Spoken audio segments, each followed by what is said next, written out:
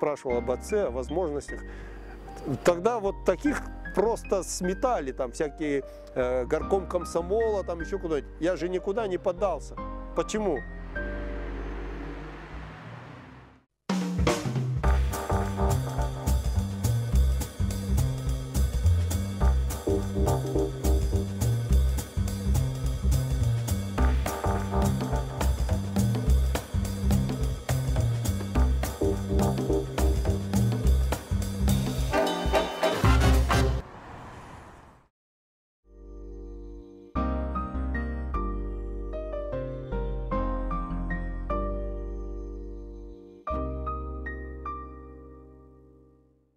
Конечно, в мире вообще что-то схожее везде происходит. И это, видимо, какими-то такими волнами, да, что-то с людьми происходит. И вот эти волны насилия, когда почему-то они-то перманентно всегда, но есть какие-то эти бури, да, вспышки, потом спады, и вот что-то, наверное, такое. Что-то в мире вообще такое, наверное, происходит. Но у нас в частности. Появилось эрзац-общение. Это когда, сейчас, я не знаю, нам это тоже, наверное, надо пережить, когда доступ к трибуне у каждого. То есть злосчастный Facebook сам по себе не виноват. Он такой, каким мы его делаем. Поэтому это как в этом есть, что там конь, лютня, женщина, мужчина, кинжал, там еще что-то, зло принесут или добро. Здесь все зависит от владельца.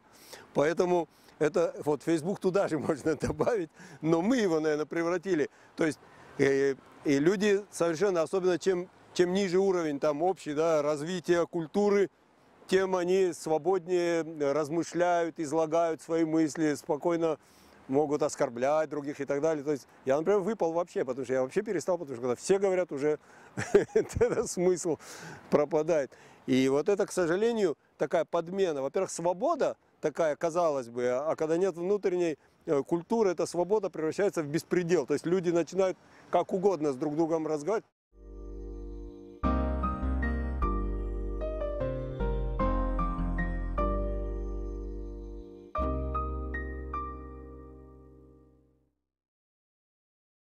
Для начала нам надо вообще понять, что такое апсора, потому что все только звон слышат, да, вот о чем-то говорят, многозначительно причем, то есть подразумевая нечто очень важное, хорошо изученное, хорошо усвоенное, да, ну не всеми, а вот желание, чтобы и все усвоили, но если спросить, толком никто не знает, о чем речь.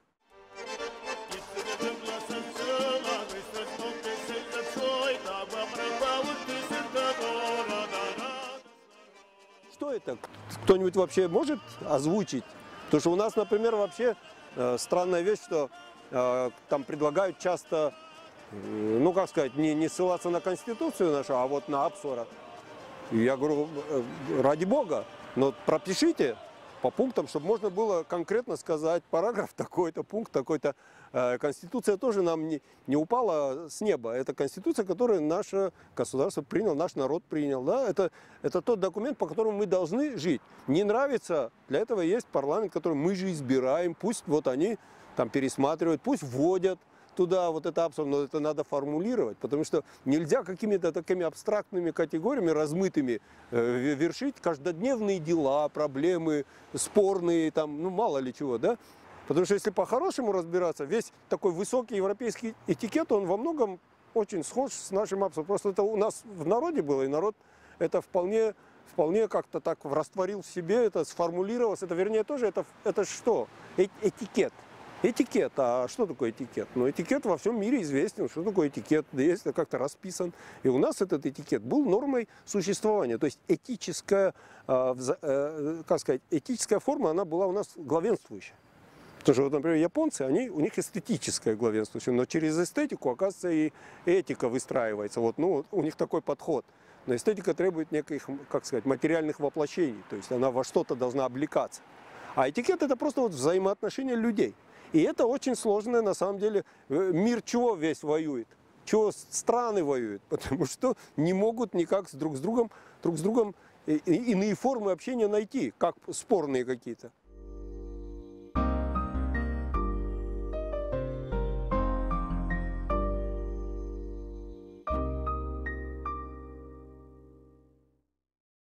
Он корнями, конечно, ближе был и глубже, чем я, например, к народной жизни.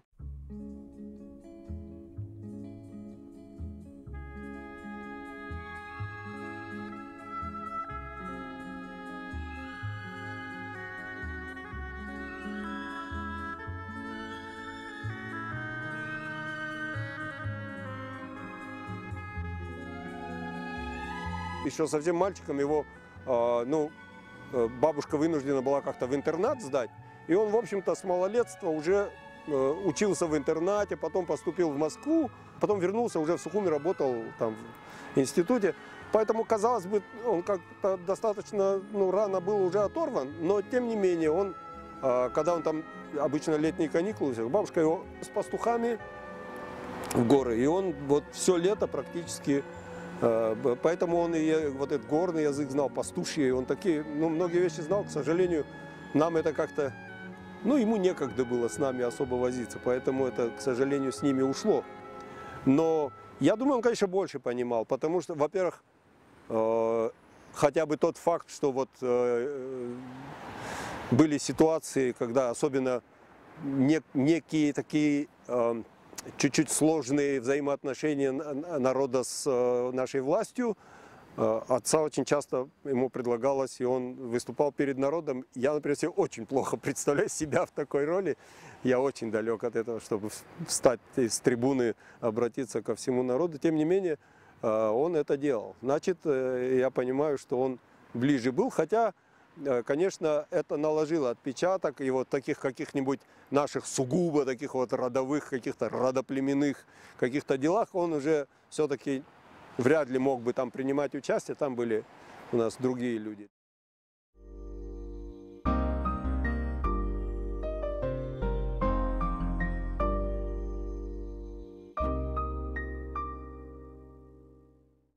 То отец, он все-таки, работа, и потом он, общественно занят был и так далее. То есть, потом, когда дома, он тоже работал.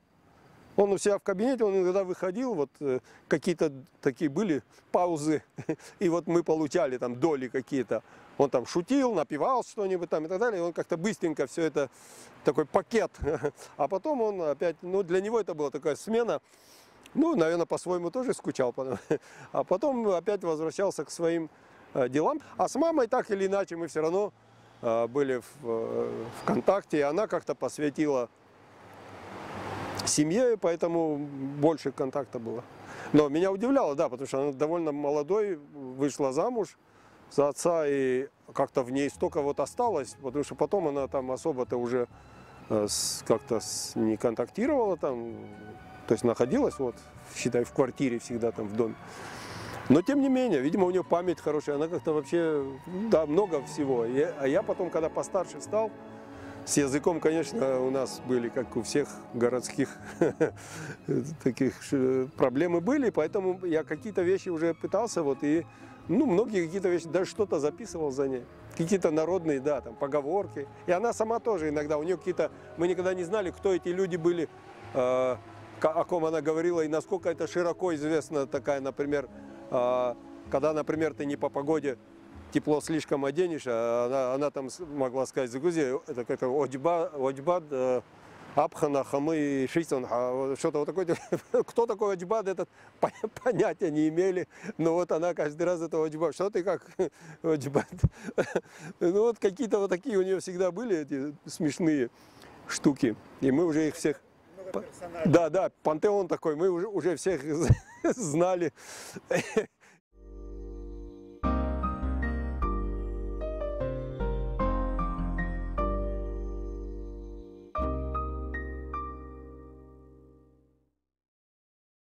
В разное время разный. Вот мы сейчас сидим напротив нашей школы, вот здесь я точно помню, 7 класс были мы, когда вот здесь на 2-м этаже, и в 7 класс мы уже были так, в общем, как-то уже немножко взрослые. И я помню, вот Юра Анчабадзе, вы знаете, наверное, да, вот, и он мой одноклассник тоже. И я помню, какая-то фотография была, а он уже тогда, он такие, мы вообще были шалопаями, а он как-то чуть более в каких-то вещах продвинутый был, там, в отношении политики. Нам это СССР, там, и так далее. Мы все чуть-чуть потом такие диссидентствовали, вот, но в тот период, ну, как-то вот мы больше... А тогда была такая газета «За рубежом», она толстая газета. И он ее как-то так... И кто-то решил сфотографировать, там наш класс, перемена была. А он сидит с этой газетой, и ему говорит: Юра, что ты, типа, ну, позируешь там, он с этой... А я в кадр не вхожу. А потом я как-то помню, много времени спустя смотрю эту фотографию, и Юра «За рубежом» газету держит. И он даже более смелый когда-то там, это уже в 8 классе, выпад сделал. И это тогда прозвучало сильно, но потом из школы как бы не вынесли. Но он тогда уже, то есть как-то вот это действие, например, советской армии в Чехословакии, то есть он, да, это было, и я вообще, честно говоря, ну, мы чуть-чуть могли там похулиганить, но это такой шаг был, поступок уже. Я помню, мы пошли в церковь, комсомольцы, пионеры там, специально, не потому что мы очень верующие были, и специально пошли, специально целовали этот образ. Тогда это так вообще было, ну, пионеры или там комсомольцы, ну, можно представить, да? Это такой был жест. Вот нам хотелось все вопреки. Ну, мы же все там немножко битломанами были и так далее. И газета «Неделя». То есть надо понимать, что в советское время что такое пресса. Да? Пресса — это, считай, то, что там напечатали, это не как сегодня. Сегодня могут одно напечатать, другое. А тогда это было как бы официальное заявление, считай. То есть это чугуном отливалось. И газета «Неделя», которая публикует на последней странице фотографию Битлз, но одна из таких ранних, когда у них еще эти вот челочки были, и написано, что Битлз постриглись. Такая вот провокация.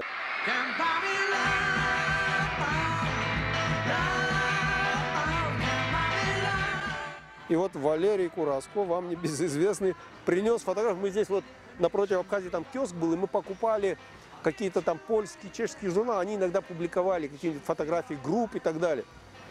И он вдруг приносит фотографию Битлз, и мы их такими не видели, но сразу узнали. Они там бородатые, с длинными очень волосами, это уже образца, там 69-й год там, и так далее. И у нас, мы там завопили, мы схватили эту фотографию и устроили шествие по школе. То есть, ну, для нас взрослые все были по ту сторону, поэтому это был вот протест против взрослой лжи. И мы такую устроили демонстрацию вот с этой фотографией. Она, кстати, у меня сохранилась, как ни странно.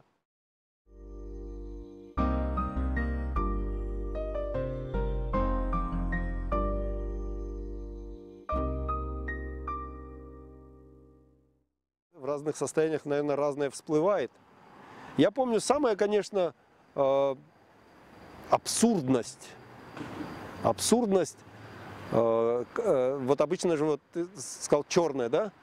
Абсурд как раз это солнечный, живописный ландшафт и какие-то вот эти встроенные фрагменты разрушительные, да, которые там вот орудия, ну, и все, что связано с этим. Вот этот абсурд. И когда он еще больше увеличивается, когда ты, например, я сегодня как раз вспоминал, здесь идет такое смертоубийство, да, а здесь пролетает пассажирский самолет, и ты живо себе представляешь стюардессу, которая уточняет, чай ты хочешь или кофе и прочее, прочее. И вот это абсолютное какое-то несоответствие и жуть того, что происходит. Поэтому вообще, чем старше я становлюсь, тем более категорическим, как сказать, противником вообще военных действий, военного решения вообще чего-либо. Жизнь это такой дар вообще, и когда кому-то приходит в голову отнять у другого жизнь, для нас это ужасная вещь. Поэтому вот по нашим ощущениям тогда я помню вот это. Я помню ужасное чувство, конечно, когда ты стоишь на Гумисте, смотришь на город, на свой город, в который ты не можешь войти, и прямо как будто гудение какое-то стояло над городом. Вот это ощущение очень странное тоже такое. Тогда казалось, что вот хотелось бы это где-то зафиксировать, как-то отобразить. И мало того, в назидание кому-то, что может кого-то это... Но я понимаю, что человечество ничему никогда не учится. И никогда не...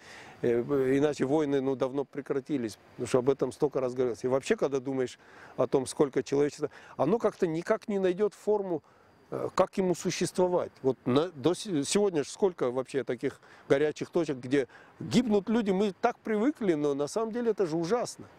Ужасно. И я вот сейчас, чем старше я становлюсь, все время думаю, самое ценное на это стабильность. Вот какая бы она ни была. Много человеку, оказывается, не так уж много надо.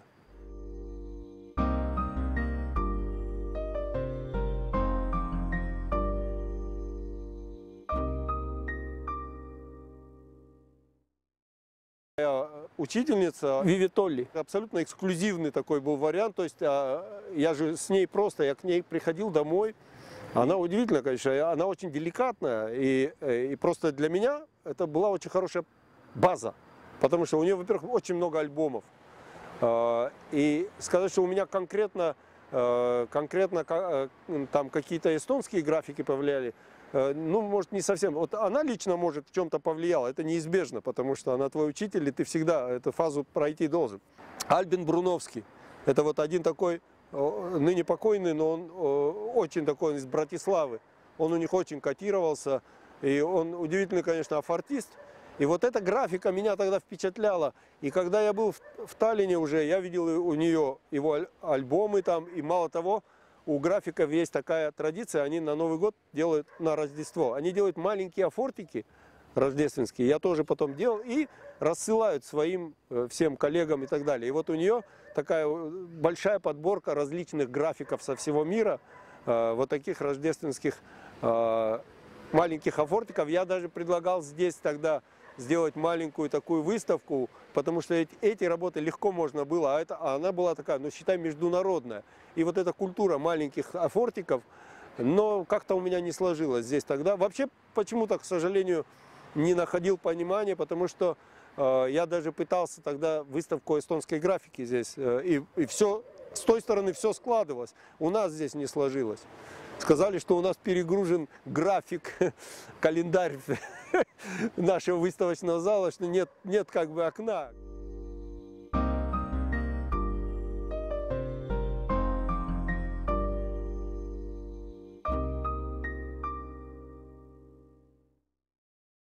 Все дети к карандашу кисти тянутся, я также точно, с детсада. Это вот я, ну, нас же всех там в детском саду, у нас урок рисования, мы все там садились, нам бумажки. Я помню, почему-то вот этот формат А4, его еще на А5, его рвали еще пополам, и вот эти половиночки нам давали, и вот на них мы должны были рисовать. Это твой мирок, и когда мне это вынужден был сделать профессией, это, знаешь, то есть совсем другое требуется. То есть тогда ты рисовал и просто углублялся и исчезал из этого мира.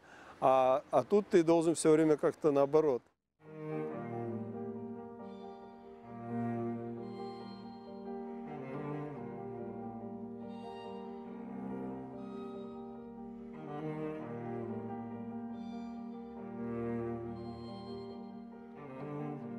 И вот мне нравится, когда есть, ну как это тоже надо достичь, этого способности говорить тихо, чтобы люди замолкали и прислушивались. Потому что кто-то и будет кричать, и его не будут слушать. И вот это, как сказать, децибелы, они не решают, оказывается. А важно все-таки, что ты произносишь. И вот мне вот это интересно, когда есть некая скрытость, некая приглушенность и негромкость. И обычно вот мне хотелось бы как раз в этом ключе какие-то работы делать.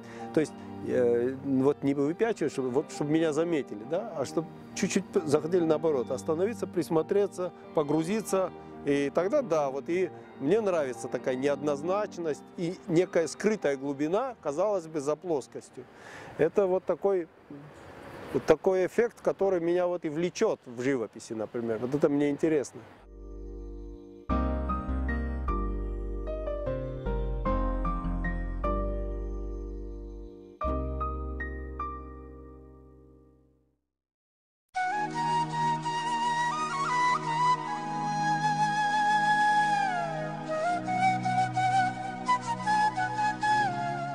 На поверхности, то есть вообще я помню, когда я всего дважды был, из первой поездки я помню, что больше всего меня впечатлило. Ну, есть же такие вещи, которые, ну, я не знаю, наверное, это поражает воображение, но такое вот, что для меня, например, я обратил внимание, да, это культура, опять вот мы говорим о этикете, культура отношений друг к другу, вообще к любому человеку. Они, видимо, из-за вот этой стесненности пространстве, им часто приходится очень близко друг к другу находиться, людям. И они научились как-то экранировать, да, вот они не контактируют, каждый остается в своем мире. Но если ты обращаешься, то есть вот вышел на связь как бы, да, это удивительная реакция, как у них нет каких-то в полоборота общения. Абсолютно вот как выключатель, да, on-off. Два положения, у них нет промежуточных. Никогда никто тебе боком, стоя, вот, не подаст что-то. Или поворотом головы не ответит. Он весь развернется обязательно в твою сторону. И, то есть вот это абсолютно должны пазы совпасть контакта. То есть вот переключаем, как железнодорожные стрелки. Вот он. И меня это, конечно, впечатляло больше всего.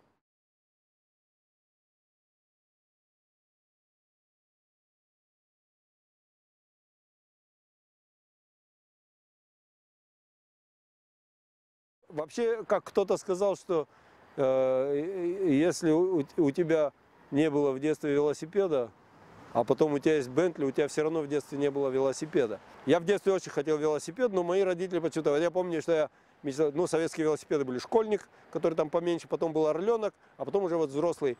И я помню, я мечтал о школьнике, перерос в школьник, потом мечтал об орленке, перерос. И так, и вот я когда был в Таллине, я приехал сюда и помню первый мой покойный ныне брат Гудиса, он мне там поехали мы с ним в спортмагазин, там, который на выезде из Сухума, там, и вот, велосипед турист. Вот это турист, по-моему, не помню сейчас. И вот это мой первый такой велосипед был, и я был счастлив. Это был вот начало 80-х. Человек, который сел на велосипед, он его не предаст уже. То есть это такая вещь. Я не, честно говоря, это вот без всякого там кривляния, мне странно, что люди не ездят на велосипедах. Мне это вот на самом деле странно. Но я вижу, что это все-таки локальная такая особенность, потому что во всем мире велосипеды. Я вот в Таллине, когда я был, мы ездили там и в какие-то там маленькие городки, и там женщины все на велосипедах, там это само собой. И там велосипед это, как сказать, это просто транспорт. Там об этом никто особенно не задумывается. И вся Скандинавия такая, и в Германии я много, вот сколько я в Германии был, я просто там брал велосипед, и я весь Берлин там исколесил на велосипеде. Наш город рано или поздно, он неизбежно придет к экологичному транспорту, к тому, что осознают, что нельзя, вот рекреационную зону нельзя застраивать. Это общее. У нас пока такое восприятие, что общее это значит ничье. На самом деле общее это и твое, и мое, и его. Это общее, это наше. И я такое же право имею, и как ты имеешь, и он имеет, и все мы имеем право.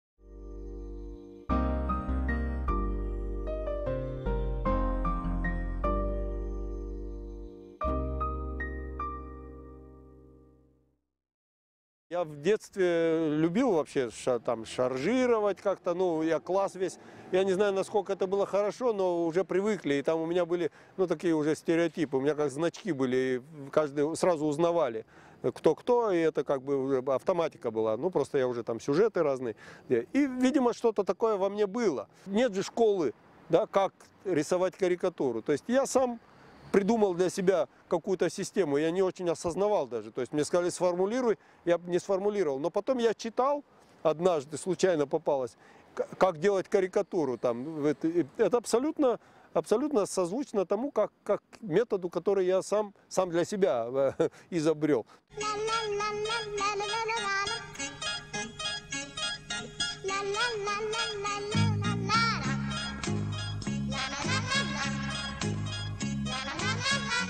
Ты просто берешь, совершенно мрачная тема, но ты ее доводишь до абсурда, и она, потому что она абсурдна, но ты просто это должен, как сказать, гротеск, ты это все заостряешь, и получается уже действительно оно смешно, вот, или поворачиваешь знак, то есть, и я вот как бы этими приемами там вот пользовался сам, то есть это, ну, такой способ сделать карикатуру. Я помню, например, это отдел спорта, они редко обращались, но тут им вот ну никак невозможно было, и они говорят, слушай, придумай что-нибудь там статья была о том, как у «Спартака» все плохо идет. И они тут крутили, ну что там, а там, ну там и тренер, там что-то, ну какая-то нудятина. Вот идет текст нудный о том, что это плохо, то плохо, болельщики уже там что-то не то. И так, я сижу, ну вот как это нарисовать? Я долго, а потом вдруг приходит мысль, я нарисовал в форме «Спартака» в майке этой футболки и вот этот шарф болельщический длинный. Свисает шарф, но в виде висельной петли вот такой. И его печальный взгляд вот на эту петлю. Они гоготали, они попросили распечатать, они бегали, у них там какой-то, оказывается, других фанатик «Спартака». Вот они побежали к нему с этим, в общем. И тоже, а главное, что там такой дедлайн, когда ты должен сдать, и ты вот хочешь, не хочешь, ты должен придумать. И я ужасно радовался, это каждый раз, вот когда пронесло.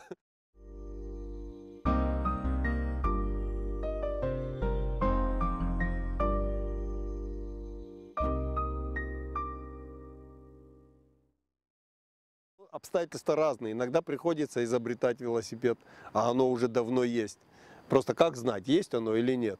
Но для этого вот эти усилия, они все равно необходимы. Должна быть сама попытка, как сказать, преобразовать.